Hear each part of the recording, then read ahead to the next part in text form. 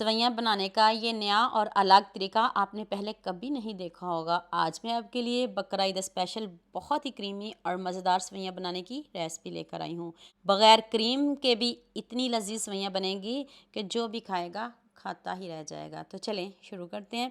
ये मैंने 1.5 किलो से थोड़ा सा ज़्यादा दूध लिया है, तो आप कम या ज़्यादा कर सकते हो। अब हम इसमें 2 ब्रेड शामिल करेंगे। बारीक नहीं पीसेगा, थोड़ी इसको मोटी मोटी रखिएगा।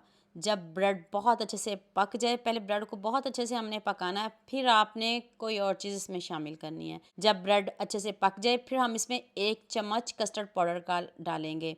सिर्फ 1 चम्मच, ज़्यादा नहीं डालिएगा वरना बहुत गाढ़ी बन जाएगी। देखिए आपके सामने मैंने 1 चम्मच ही लिया है। फ्लेवर आप अपनी मनपसंद का ले सकते हो, जो आपको पसंद हो ले सकते हो। मैंने मैंगो फ्लेवर लिया है।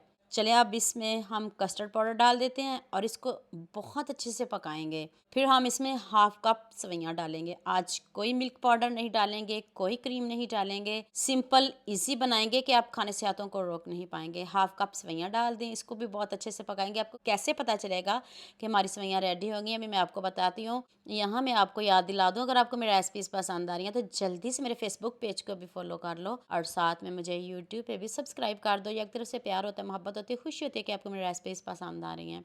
इसमें मैंने थोड़ी चीनी शामिल किया है, अगर मुझे ज़रूरत पड़ी तो मैं दोबारा इसमें ज़रूर डालूंगी। देखिए चीनी थोड़ी सी कम है और दोबारा से मैंने इसमें चीनी शामिल की है। तो इसके ऊपर बबल्स आना शुरू हो जाएं तो समझें आपकी सेवइयाँ डन है। आप मुझे जल्दी से ये भी बता दें मुझे किन किन मुल्कों और किन किन शहरों से देख रहे हैं। मुझे बहुत खुशी होती है जब आपके फेसबुक और यूट्यूब पर खूबसूरत से कमेंट पढ़ती हूँ। आप सबका खूबसूरत कमेंट करने का बहुत बहुत शुक्रिया और आप सबके लिए भी दिल से दुआ है मेरी, आप हमेशा खुश रहें और हमेशा मेरे साथ ऐसे जुड़े रहें।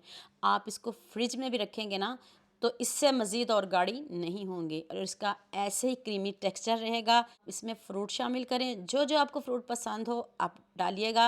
मैंने मैंगो फ्लेवर में बनाया तो मैंने इसमें सिर्फ मैंगो ही शामिल किया है। ऊपर से मैंने इसको स्वीट कोकोनट से इसको गार्निश कर दिया है। आप बादाम ले लें, जो जो आपके पास ड्राई फ्रूट पड़ा हो आप डाल सकते हो, कोई इशू नहीं।